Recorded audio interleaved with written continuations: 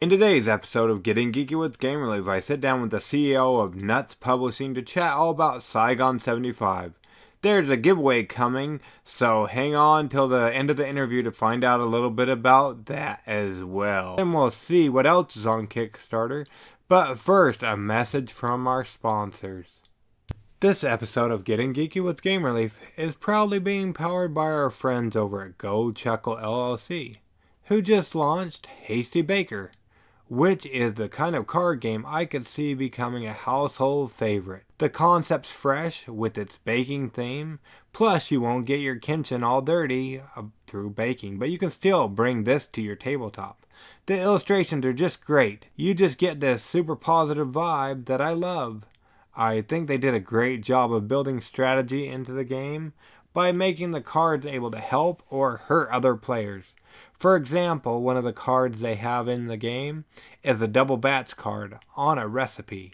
Whether it's your own or someone else's, means that you have to get double all the ingredients to finish the recipe, which obviously is going to slow your opponent down, but it also gives the player double points, so it's not as straightforward as it might sound. Hang on until our Kickstarter Corner portion of the show to find out about an awesome giveaway we've teamed up with them to bring you guys over at thegiveawaygeek.com, of course.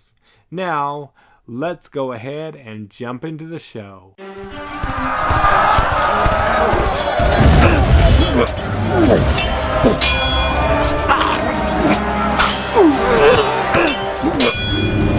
Getting Geeky with Gamer Leaf, the podcast in which one man strives to level up his geekhood and helping you do the same, one battle at a time.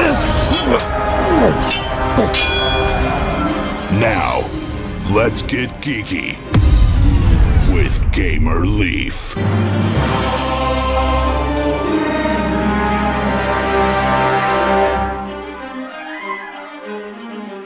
Welcome to Getting Geeky with Gamer Leaf.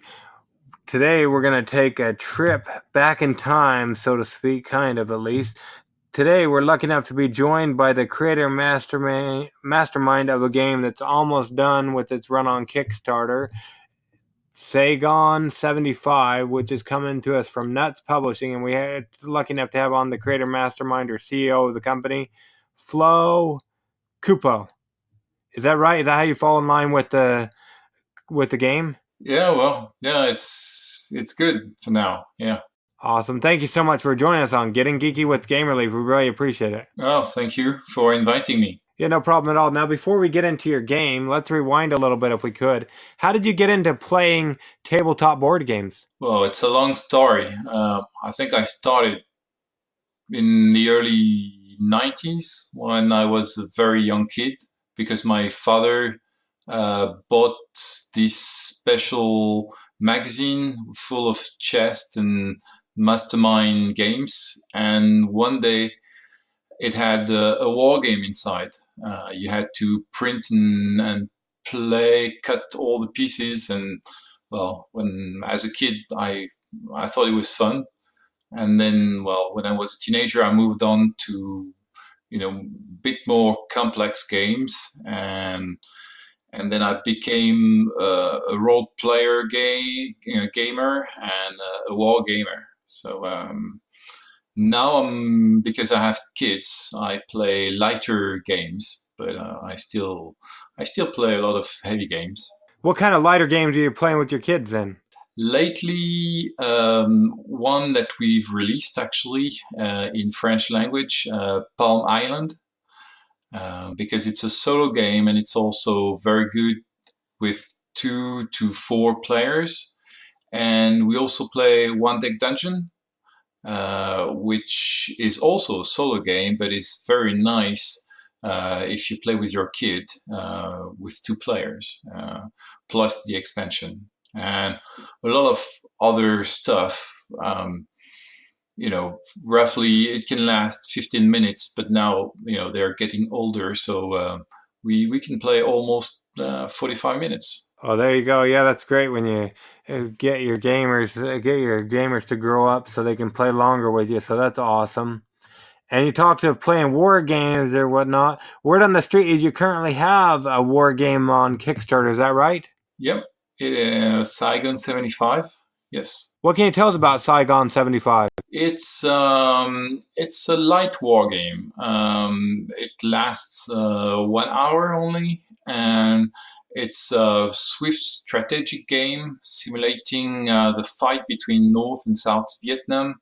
At the end of the Vietnam War, all the U.S. troops have gone home, and so it's pretty much a civil war. So it's asymmetrical. The north seems to be very powerful, and the south, you know, when you start on the map, you have a lot of South Vietnamese troops. They're all very specialized, but they have a huge tendency to desert very fast. So it's really interesting to play both sides actually. Do you have a favorite side, or is that asking like which one is your favorite children? I would say the south. It's harder to master, but it's a bit more fun because you get the Rangers that can fight back the Viet Congs. You got the paratroopers that can go anywhere. The Marines who can jump from a coastal zone to another coastal zone, and so on.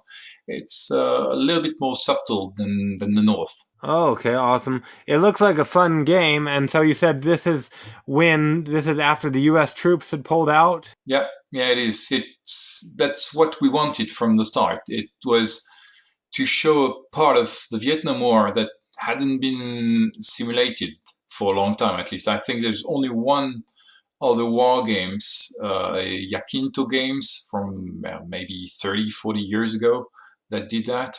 And we wanted it to be a bit more modern, just 1 hour, quick decisions, a bit more modern.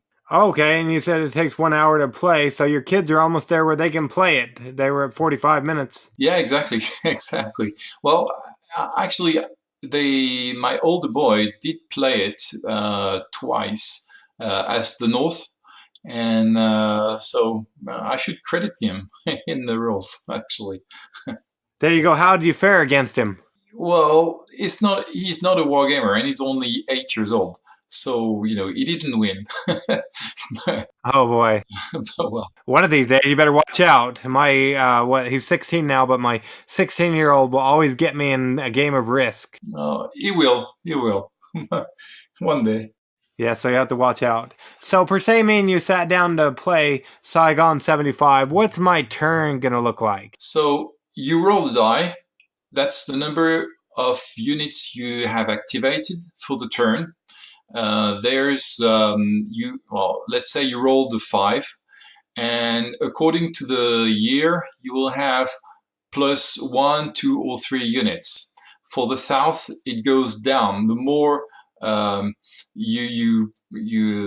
fight lasts, the less units will get activated, and on the contrary, the more North Vietnamese troops will get activated. Then,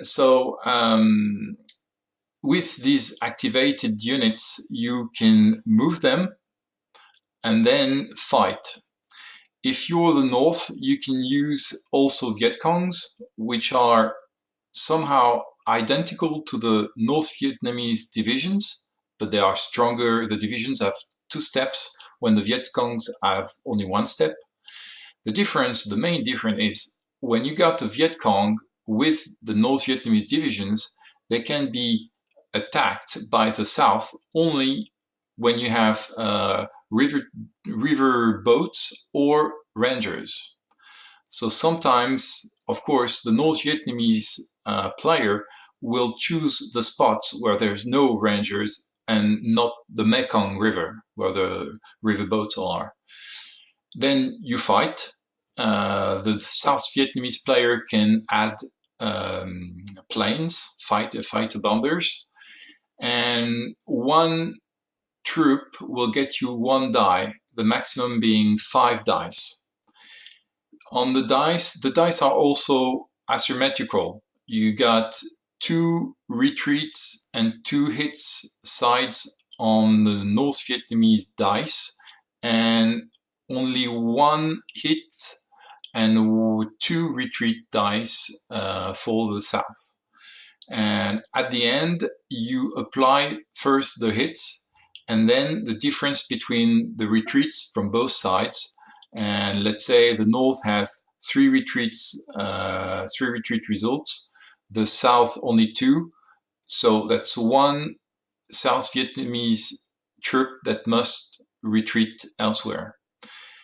So at the end of the fights, you check the control of the provinces, and then it's the other player's turn, and so on. But there's the South Vietnamese player has one more phase. It's the desertion phase. He counts all the number of North Vietnamese controlled provinces, and according to a table, some of his troops may go away. So at the end of the turn, the full turn, when the North Vietnamese player has played, and then the South Vietnamese player has played, you check for the victory condition, which is there any North Vietnamese unit alone in Saigon? If so, the North Vietnamese player won. If not, and if it's the end of the game, the turn 8, then the South Vietnamese player has won. Oh, okay. Interesting. And so, yeah, it seems simple, but time is against the North Vietnamese player. So he has to play on different aspects. Either, you get to mix everything. Desertion, frontal attacks against Saigon, destroying the Rangers, the Ranger units, because they are very important for the South. And one thing I didn't say is you play every turn, each player plays one even card. At the start of the game, you got 8 cards, because there's 8 turns, each player, and the events are mixed. Let's say I'm the South Vietnamese player. Maybe in my 8 cards, I will get 2 South Vietnamese good events, but then maybe 6 North Vietnamese events. And I have to choose, because I play only one event card a turn, when will I play my good events and when will I play my bad North Vietnamese events. And so it's not a game changer, but it's a fun aspect of the game. Okay, yeah, it sounds pretty fun. So when we sit down to play and we're having war, is that like Risk? Are we both rolling dice at the same time, or how's that look? Yes, the combats are simultaneous. Yeah, you will play. Well, the North player does his actions, but combats are simultaneous. Then the South player activates, moves, and combats, but combat simultaneous on his side. Okay, and with the desertion and stuff, so or the fleeing or whatnot, so I could be attacking you, and some of my guys might end up fleeing Well, at least retreating. Yeah. or retreating. Yeah, Yes, they would. that sounds pretty fun. And this isn't your first game, according to the Kickstarter. It's the first Kickstarter under this what do you call it? Profile, but it sounds like you have some other games out there. Is that right? Yeah, a lot actually. Yeah, we've been, well, Nuts Publishing has been created in 2011, and we released 14 games, mostly war games, and I would say 5 or 6, and then the rest of them are French localizations of English games. And more we're trying to develop our own catalog of Euro games. And so this one is a light war game, but we also have urban operations, which is a very heavy um, war game that is used actually by the French army. Uh, and it's also a very good game for players. Next, we'll release Fitna about the global war in the Middle East. And the next one, I believe, will be Mini Rogue, which is completely different. It's a roguelike game, 15 minutes, totally Euro game. So yeah, we do a lot of different things, from very heavy to very light. Oh wow, that's kind of cool. So you said you're going to be coming out with a Middle East war game? Yes, Fitna is designed by a French researcher for the government, specialized in this operation theater. So it's a serious game. It has been designed as a serious game, like Urban Operations, but it was so good that we thought, okay, let's do it. Let's publish it like a normal, game, and we will probably sell it to governments. But our main target is players, and so you can play from 2012 until to 2020 or 21. You got historical scenarios and also hypothetical scenarios.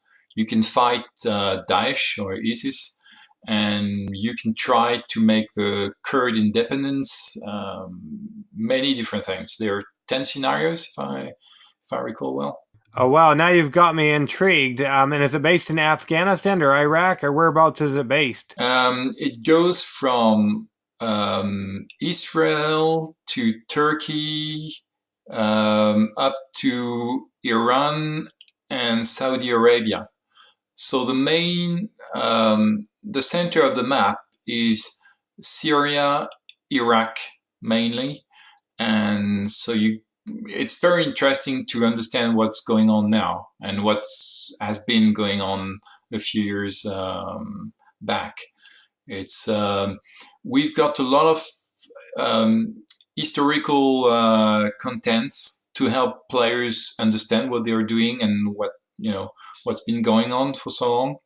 But you can play the coup in Syria and try a new war between Saudi Arabia and Iran and so on. And the US can intervene. There's a global war scale. So at one point, the USA, UK, France, and other countries intervene. So it goes from 2 players for the small scenario up to 6 players when the global war starts, and that's really really interesting. Oh wow, yeah, you got me intrigued, especially because I served over in Afghanistan back in 2008, 2009. So yeah, you got me intrigued. It's on pre-order on our website, and production will start at the end of September, maybe early October. So we're nearly finished. The rules are being laid out, and yeah, we're almost done. Oh wow! Ooh, so yeah, it sounds like you're quite busy over there. Yeah, I see it here. The Fitna on you can see get it to there from your Kickstarter page. Now jumping back over to Saigon 75, I know there's only a few more days left on the Kickstarter. So when it comes to your game Saigon 75, what makes this game pop is one my audience should go check out, and if they like what they see, back it on Kickstarter today. Well, I think the first thing is you got a 1 hour war game, a real war game with a lot of different choices, and both sides are very, very different. Why should they back Saigon now? I think first to help us because we're a small company. We cannot do without Kickstarter this kind of war game, because for example we're upgrading the meeples. Um, the fighter bombers, for example, will be real meeples with the shape of a F4 Phantom. Um, we'll try to get as historical as possible on this game, and they'll get a few Kickstarter exclusives and things that we usually don't do. But we tried another, way of financing because we wanted this game to be as good as possible because the gameplay is very nice, very subtle. Uh, I think the asymmetrical side of the game is really great. Both sides can win. We tested it for 4 years, I believe, and at the end, we were really proud of the game. So please check our Kickstarter page. Oh well, yeah, and we'll make sure we leave links in the show notes. And it looks like, if I recall correctly, there's not going to be a pledge manager on this Kickstarter. Is that right? Yeah, no, we tried to keep it very simple. That will be very different for Mini Rogue. That will be also a Kickstarter next year. But for this one, we tried to keep it very simple. So when you pledge, you add your shipping rate, and that's it. You're done. Okay, awesome. And then, so that's cool. But something you are doing is a word on the street is you're doing a giveaway with us over at thegiveawaygeek.com. What can somebody win if they enter that? Probably a copy of Urban Operations because it's our bestseller. It is a big game, but there are 16 scenarios in it, and a lot of them are quite simple to pick up. There's a solo scenario. I believe the maps and counters are very, very impressive. Fog of War. Really, yeah. Check out our website and you'll see it all about it. It's, I think, a very, very interesting game. And I probably can't enter, can I? I probably can't enter to win the contest, huh? Maybe. Who knows? Oh boy, yeah, they probably wouldn't like that if I enter my own giveaways with you guys. Yeah, they probably wouldn't like that. But it looks like a fun game. If I was able to, I'd definitely enter. And plus, Saigon's as well. Saigon 75 looks like an awesome game. It looks like you put a lot of time and effort into it. So anybody listening, make sure you jump on over and check out the Kickstarter that'll be on there through this Tuesday, the 10th of September, so you don't miss out on the fun of Saigon 75. Now, we don't want to keep you all day, but we really appreciate you coming on, getting geeky with Game Relief with us to talk all about it today. Well, thank you very much. No problem. Wow, that was fun. Saigon 75, as well as his other war games, sound so fun. They might be the war games that finally get me into the genre. If you feel the same way, make sure you back his Kickstarter before it's too late. It ends on Tuesday. I have it on good authority that there will be a late pledge, but why chance it? We're not entirely sure what's going to be up for grabs on our giveaway with him. It's looking more like it'll be Saigon 75. So you'll want to keep your eyes peeled over at thegiveawaygeek.com, as well as I'll throw it back in the episode show notes as soon as we have that live as well. Now let's go ahead and see what else is on Kickstarter, shall we? For now, let's go with Batterina Leaf. Where are we going, Batterina? Kickstarter Corner! The most merciful thing in the world, I think, is the inability of the human mind to correlate all its contents. We live on a placid island of ignorance in the midst of black seas of infinity, and it was not meant that we should voyage far. The sciences, each straining in its own direction, have hitherto harmed us little, but some day the piecing together of disassociated knowledge will open up such terrifying vistas of reality and of our frightful position therein, that we shall either go mad from the revelation or flee from the deadly light into the peace and safety of a new dark age, said H.P. Lovecraft in The Call of Cthulhu. Times are dark and sinister agents move in the shadows. In elder shadows, as the cultist, you will set perilous traps, summon fearful specters, and cast reality warping spells to protect the secrets of the elder shadows. Chanting secret phrases, you will acquire a combination of symbols on each location to complete the rite of your eldritch nightmare. As the investigations to expose the cult, facing maddening dangers and grotesque specters. Your duty is to find the horrors that lurk in those elder shadows. Can you stop the elder ones from awakening? Elder Shadows on Kickstarter for the month of September is a 2-player strategy card game set in H.P. Lovecraft's beloved mythos. The cult clashes with the investigator in a game where sanity matters most and one misstep could signal the end of humanity. There's a giveaway going on over at our other site, thegiveawaygeek.com. Plus, we'll be having Nicholas on the show later on this week or early next week, so make sure you're subscribed to our podcast in your favorite podcast catcher. And if this is after the recording, make sure you go back and listen to our Elder Shadows episode on Getting Geeky with Gamerleaf, so you don't miss out on all the Cthulhu fun we'll be having. Make sure you head on over and enter the giveaway today and back Elder Shadows on Kickstarter before the 2nd of October. Baking and cooking always take cleanup time, but food can be oh so good. What if I told you that the cleanup and eating portion of baking could be taken care of for you and you could still get it to the tabletop? Well, I can't necessarily do it for you, but luckily the brothers over at Gold Chuckle LLC have you covered with their current Kickstarter game. That's right, it's Hasty Baker, the card game in which players race to collect the ingredients needed for their recipes before others sabotage them. It looks like a really fun game. Hasty Baker is an exciting new card game. It's fast-paced, easy to learn, yet full of opportunities to strategize to keep other players on their toes. The goal of the game is to be the first to complete your recipes. Each completed recipe gives you 1 point, and the first player to get to 5 points wins.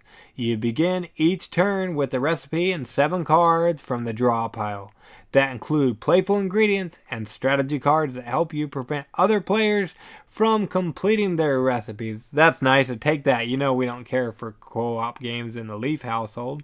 Word on the street is we'll be doing an episode dedicated solely to this game, so make sure you subscribe to Getting Geeky with Gamerleaf in your podcast catcher so you don't miss it. Or, if it's already aired, make sure you go back and look for our Hasty Baker episode. Plus, we'll be doing a giveaway unlike what you've usually seen over at thegiveawaygeek.com. This will be done over through our Facebook page, The Giveaway Geek. So make sure you've liked or are following our Facebook page, The Giveaway Geek, on Facebook, like I said, and be on the lookout for that so you don't miss the fun of this giveaway and so you don't miss the fun game.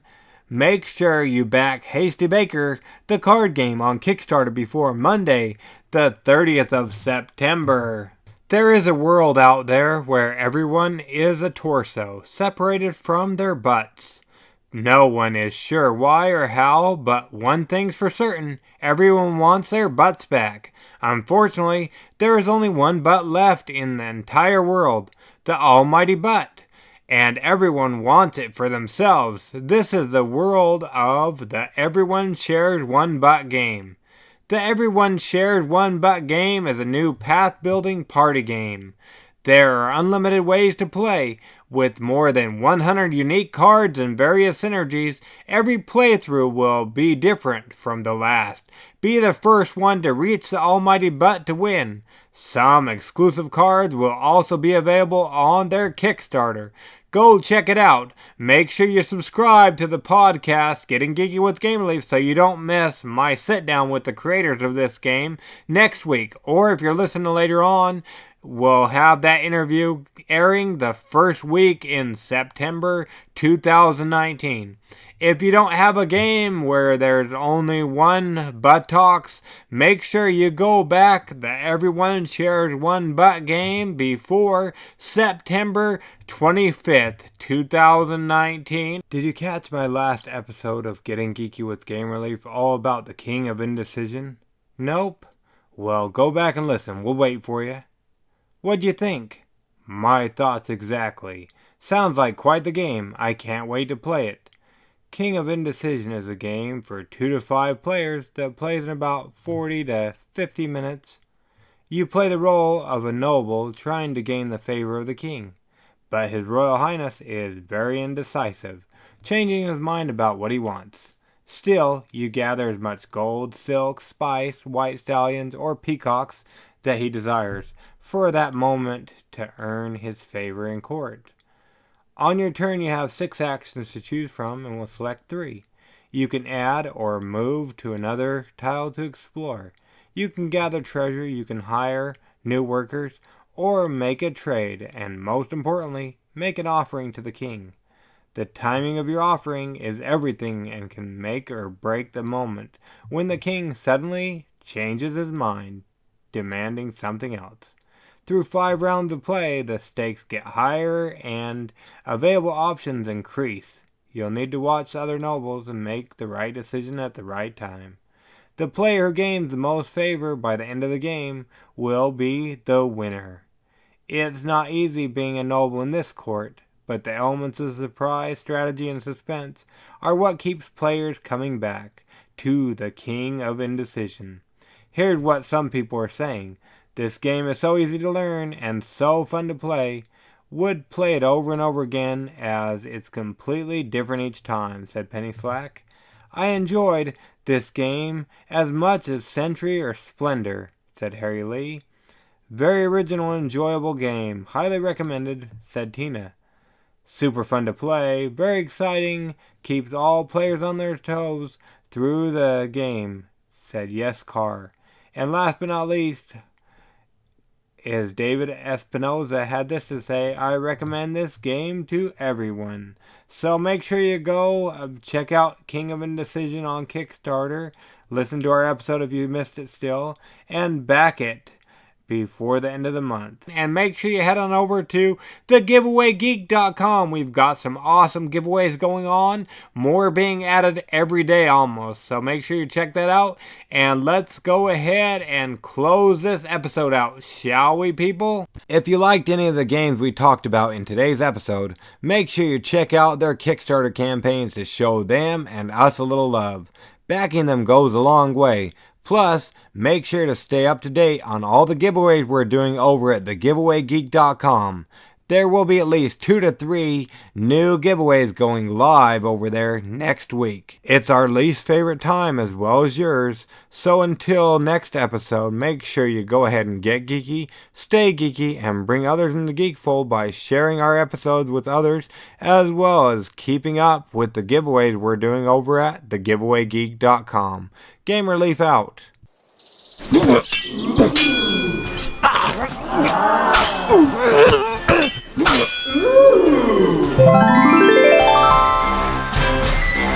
Gamer Leaf levels up. Tune in next week to see if Gamer Leaf's luck holds up.